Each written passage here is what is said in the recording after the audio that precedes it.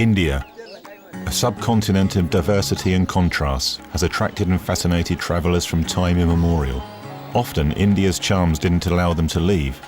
India's unsettled past, its diverse culture, art and architecture make up a great mosaic that fascinates its visitors.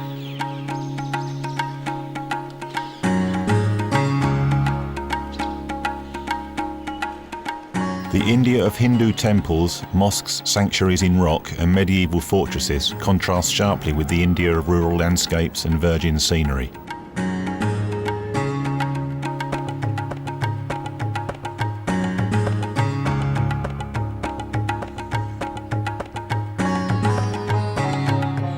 "80% of India's more than 1 billion inhabitants live in the country. It's a simple, hard life. The more children you have, the wealthier you are here."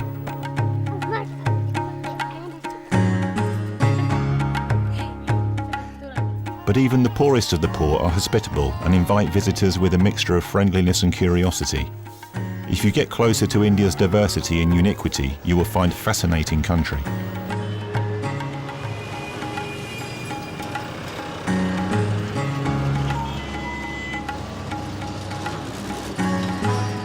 The newcomer trying to find his way through the jumble of honking cars, bikes, rickshaws and other means of transport in the street is observed with curiosity.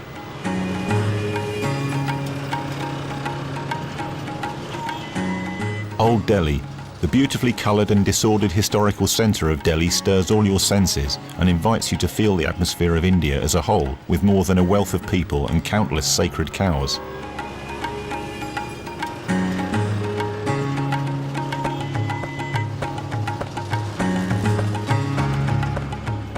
A rickshaw ride is one of the safest and at the same time the most thrilling ways to travel through the transportation jumble in Old Delhi. The intense life of the historical centre goes on right next to you, while drivers avoid obstructions with unbelievable precision.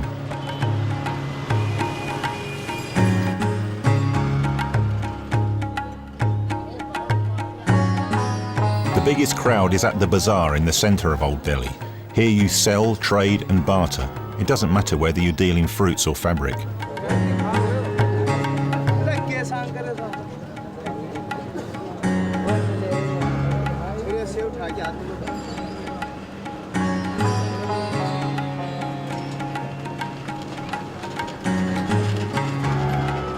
The scent of dozens of kinds of spices floats over the bazaar. Right here you can buy kilograms of many typical Indian hot spices.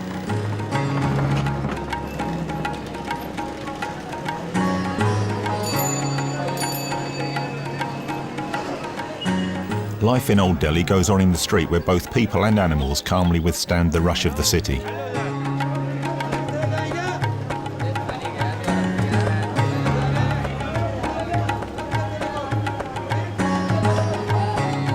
There is food cooked here for the workers in this quarter at the edge of the street. The main component of simple food is typically a wheat bread that serves at the same time as a spoon for dal, a lentil mash.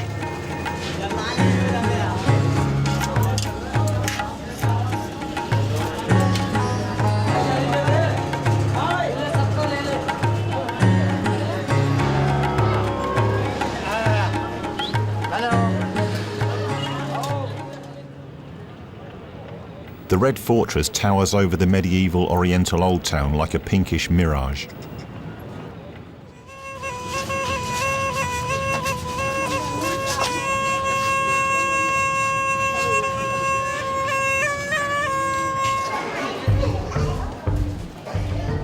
When you visit the Red Fortress, you must use your imagination. When the palace was completed in 1648, silk roofs covered its halls and inner gold, silver and precious stones. Today its former splendour is marked only by its mighty structures.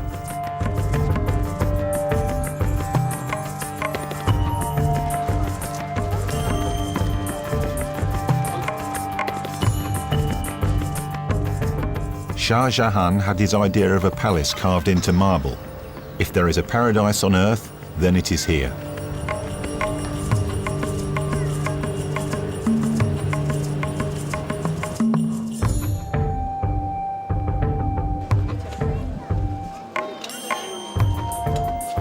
The Friday Mosque, the largest mosque in India, dominates a small hill above the Red Fortress.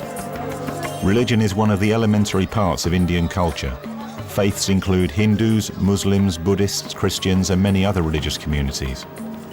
More than 80% of Indians are Hindus. Their temples form not only religious but also social and cultural centres for their communities.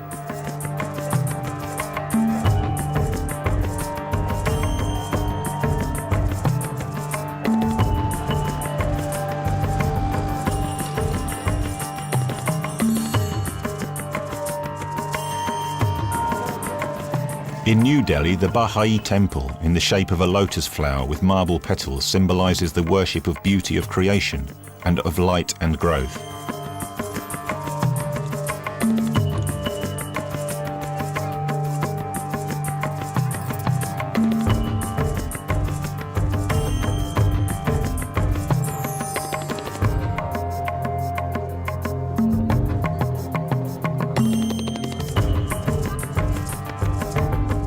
Religion also gave strength to a man whose passive resistance against oppression has become a legend, Mahatma Gandhi. Gandhi's memorial pays homage to the non-violent fighter who overturned British colonial power with his philosophy.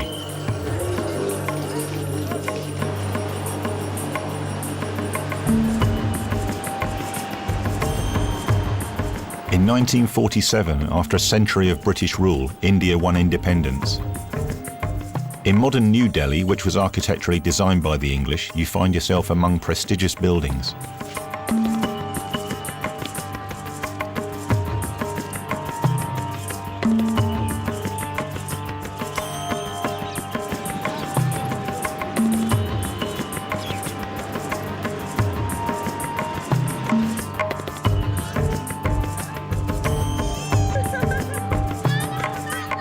The federal state of Rajasthan, literally a country of kings, lies to the southwest of Delhi.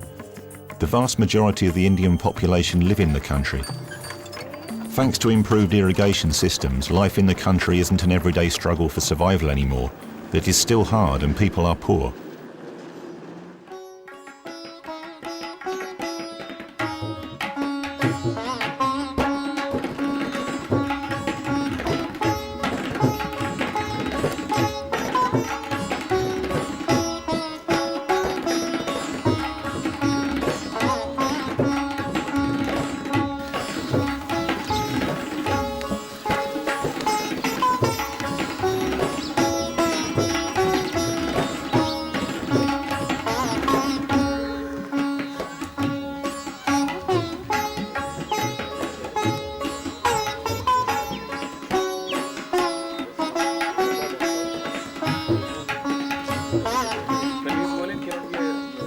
Many people in the country still live in the simplest of huts without running water or electricity. Corn is still ground manually.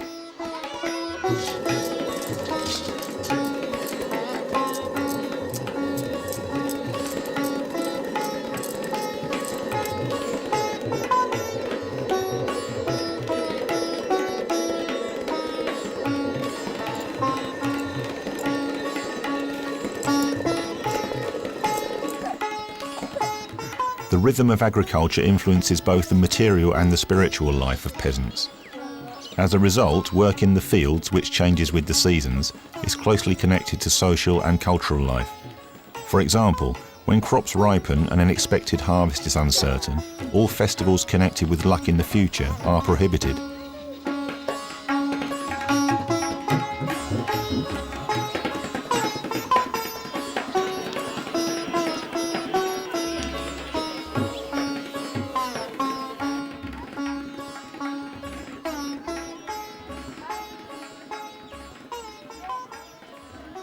If you would sooner experience animals in the wild, you can visit the nearby Sariska National Park for a safari.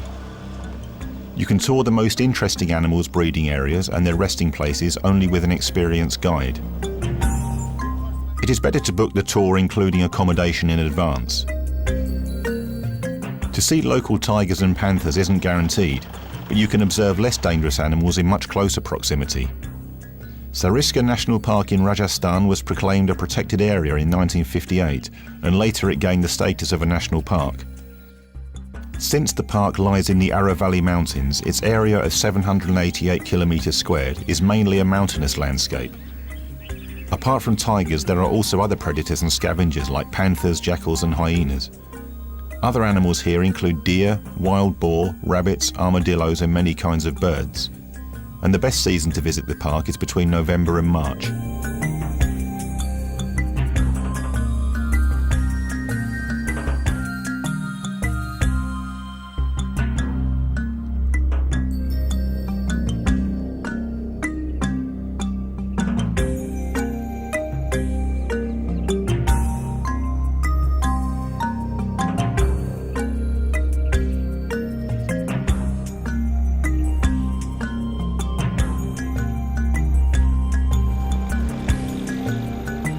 The government proclaimed the park a dark zone, in other words, a place where human life is impossible due to lack of water.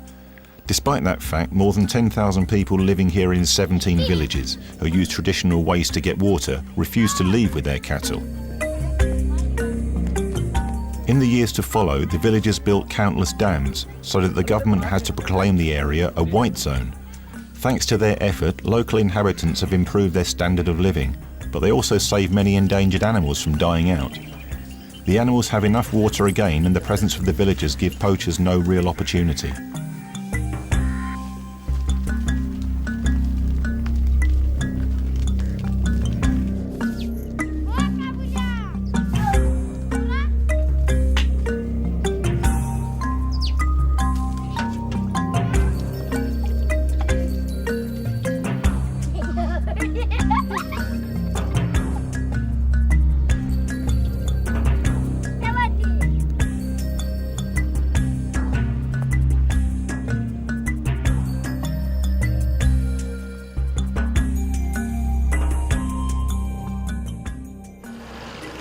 Jaipur, a pink city, radiates with soft hues of red. Red is traditionally the colour of welcome in India. Since 1883, when Crown Prince Edward visited the city, the whole historical centre of Jaipur shines with pink light. The capital of Rajasthan has always fascinated its visitors. The charm of the pink buildings has survived centuries. Though it might seem that the city is overcrowded and that the noise of the traffic doesn't fit the mystical buildings, Jaipur gives the impression of an enchanted city. The traffic jumble with so many different means of transport can literally petrify the visitor.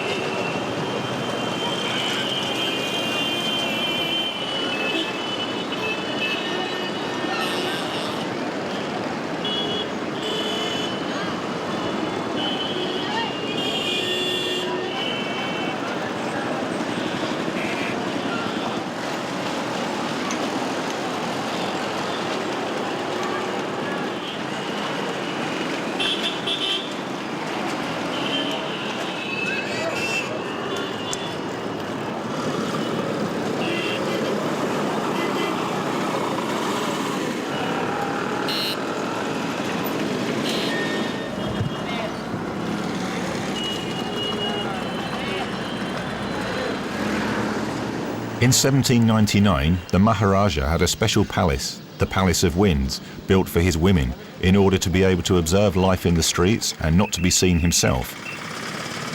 Though it's more of a beautiful facade than a palace, the building met its purpose.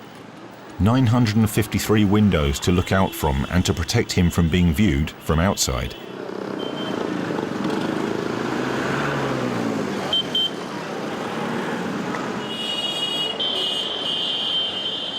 We enter a totally different world when visiting one of the many Hindu temples. People recite religious verses and sing hymns in the courtyard.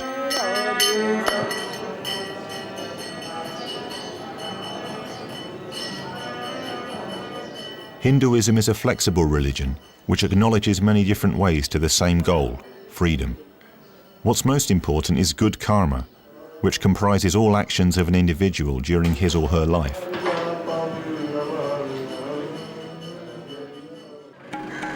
Beautifully coloured gates lead visitors to the complex of the city palace of Jaipur. The main 7-storey building, Chandra Mahal, is still inhabited by the Maharaja's descendants. At the beginning of the 19th century, the Maharajas lost power to the British even here in Rajasthan, the country of kings. When King Edward VII was crowned, the then Maharaja had sacred Ganges water transported to London in the two biggest silver vessels to be found in India. Both the vessels still give testimony to the present of the king deprived of his power to his British sovereign.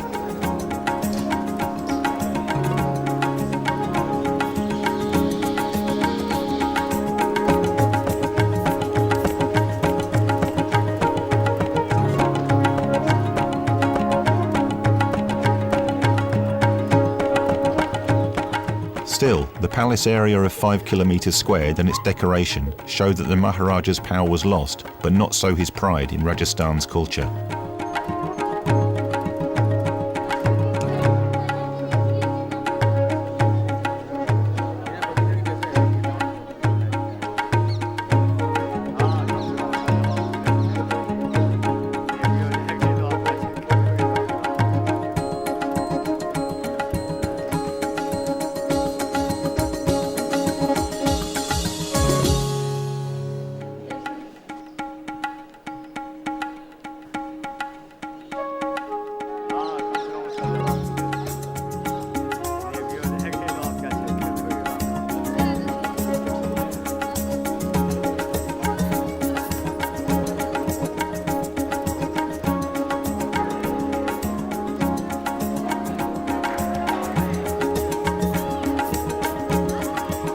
We meet the simple rural Rajasthan right in front of Jaipur's city fortifications.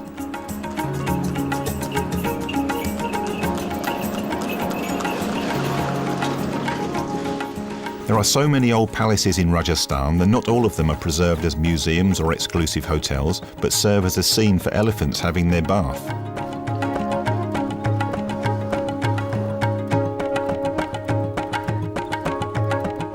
The elephants are washed and rubbed.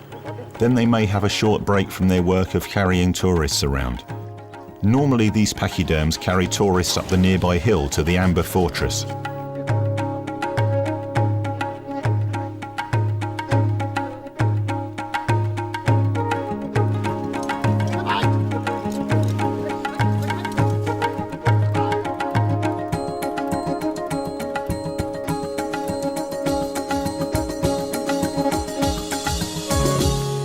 Whilst visiting Jaipur, you must make a trip to the Amber Palace.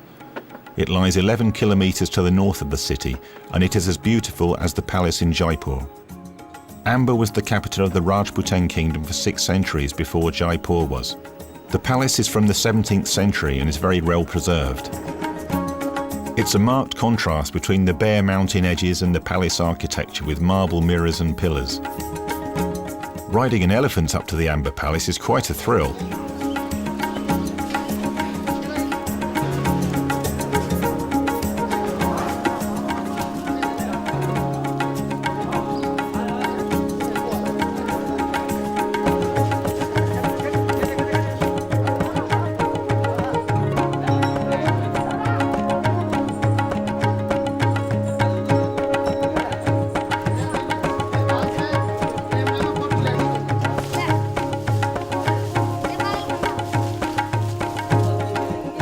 Brightly decorated elephants from the Amber Fortress are popular subjects for the visitors' cameras, whereas owners of the stout pachyderms prefer to be lullabied by their animals into sleep.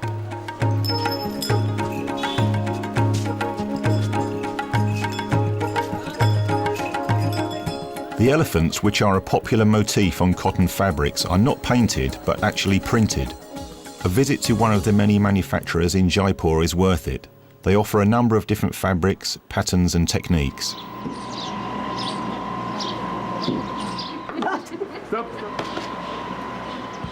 The fabrics are printed 5 to 12 times with hand-carved wooden prints until surprisingly precise colours and patterns are complete.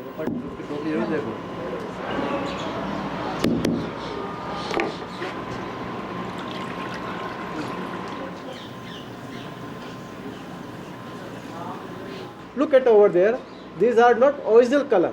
After dry, then wash it, all colors change and permanent colors come out. Because we use vegetable dyes, natural dyes which is made by some flowers and vegetables. Just like a blue from indigo, red from sugar cane, green from mango leaves, yellow from turmeric.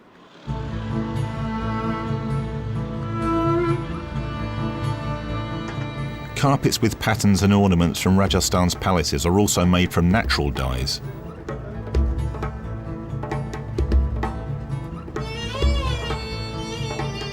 Manual work almost seems to be a meditative practice, but a knot follows a knot. Such work can take up to several months or even several years if the carpets are big. There are more Persian carpets produced and exported from India than from Iran. The techniques of carpet making travelled from Persia to India a long time ago with the migration of local peoples.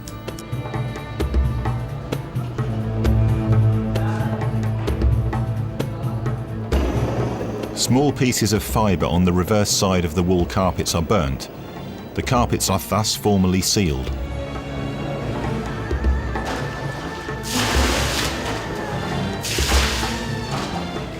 Then the carpets are bleached several times so they can be washed, cleaned and brushed and finally reveal their beauty to the light.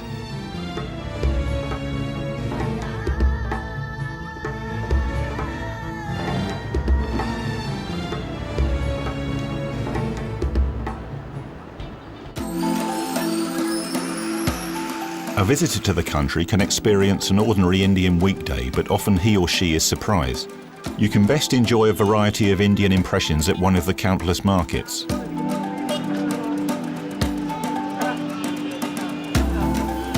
An Indian hairdresser works outdoors, quite near to his potential customers and bystanders.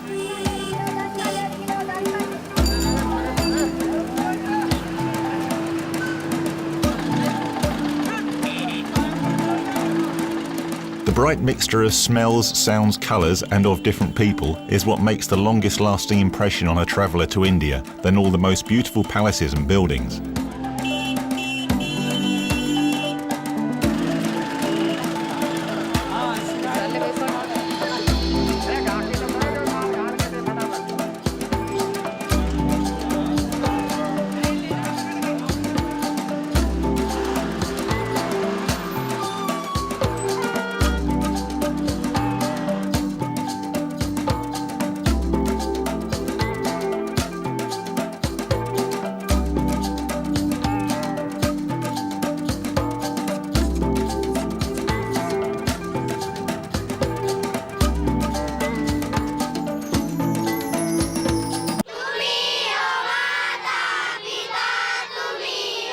Every school day in India begins with a prayer. However, in the country, school children aren't a commonplace picture in India. Today there are still millions of Indians who can neither read nor write. In some federal states, the rate of illiterate people is over 50%. That's why even a small village school means progress. Nevertheless, the teaching aids are simple, and only the teacher is privileged to have his own table and chair.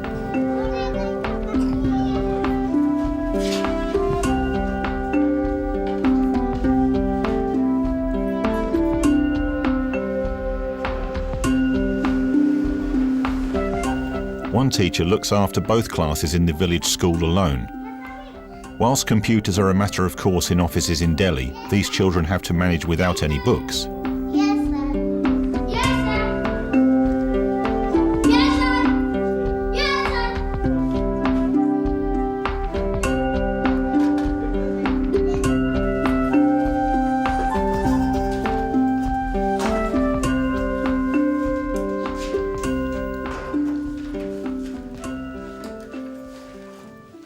Uttar Pradesh is one of the most densely populated states in India, but you can find here places of mystical peace and vastness.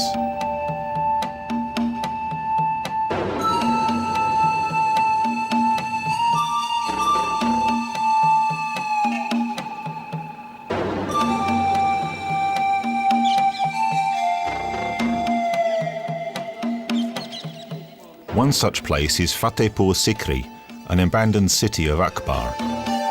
Akbar, who ruled almost over the whole of northern India in the 16th century, had Fatehpur Sikri built into a city that would embody his imperial vision.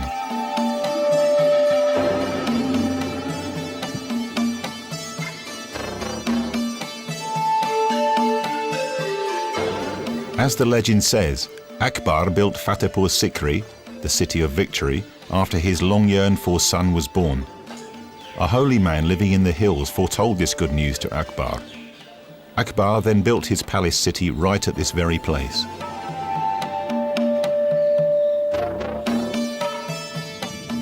But Akbar resided in his City of Victory for only 12 years. After Akbar's death, the city became a city of ghosts.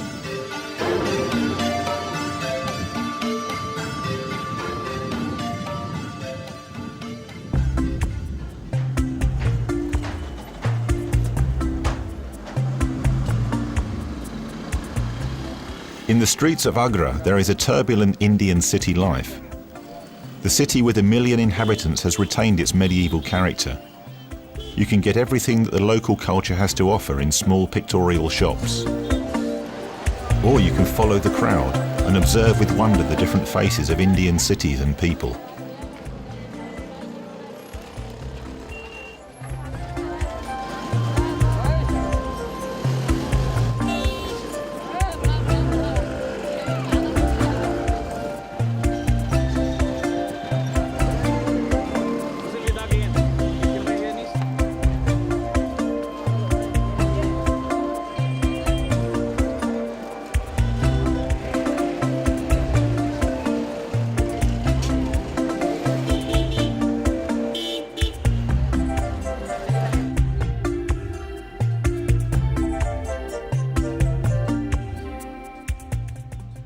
The Red Fortress in Agra is a symbol of greatness of Mughal emperors. 3 generations of rulers developed the power and magnificence of this palace city, which used to have 500 buildings. Today, souvenir sellers work with their imagination in order to sell various goods to tourists.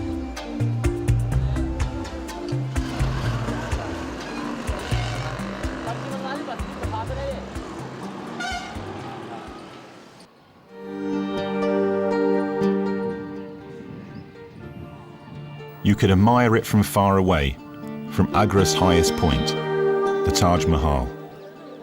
Taj Mahal, a marble memorial, was built by the great Indian Mughal Shah Jahan in 1651 as a mausoleum for his beloved wife Mumtaz Mahal, who died giving birth to her 14th child. Inconsolable after her death, he built this beautiful building from red sandstone and marble. It's a masterpiece of Indo-Islamic art. In order to create this stone sai, the best craftsmen were invited. They built the mausoleum with 22 domes, with minarets 40 meters high in each of the corners of the external wall. Mumtaz Mahal and later also her husband Shah Jahan shared a single place for their final sleep in the central building. Arches of the 4 great gates leading to all the cardinal directions are covered with calligraphic stripes of verses from the Quran that represent resurrection and paradise.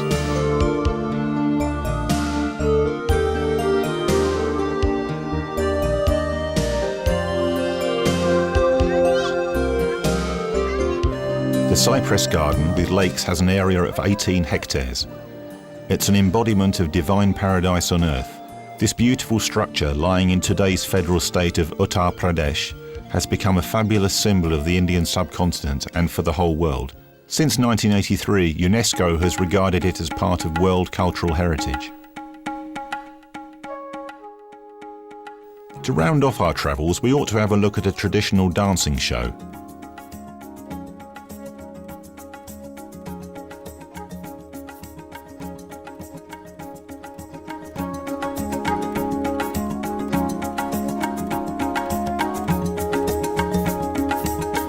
Indian dancers perform unbelievable routines dancing over sharp scimitar blades or over glass fragments without any pain.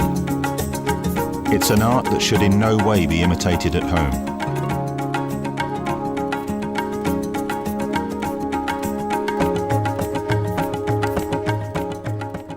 India boasts one of the world's oldest civilizations and cultures. Its thousands-year-old history is reflected in many magnificent buildings. This multinational, multicultural, multi-ethnic country is full of memorials, splendid temples, mosques and wonderful palaces. India's future as one of the biggest industrial countries seems to be bright in the new millennium. Varied landscapes and vegetation and diverse everyday traditions make up a bright kaleidoscope of images and impressions that you will never forget.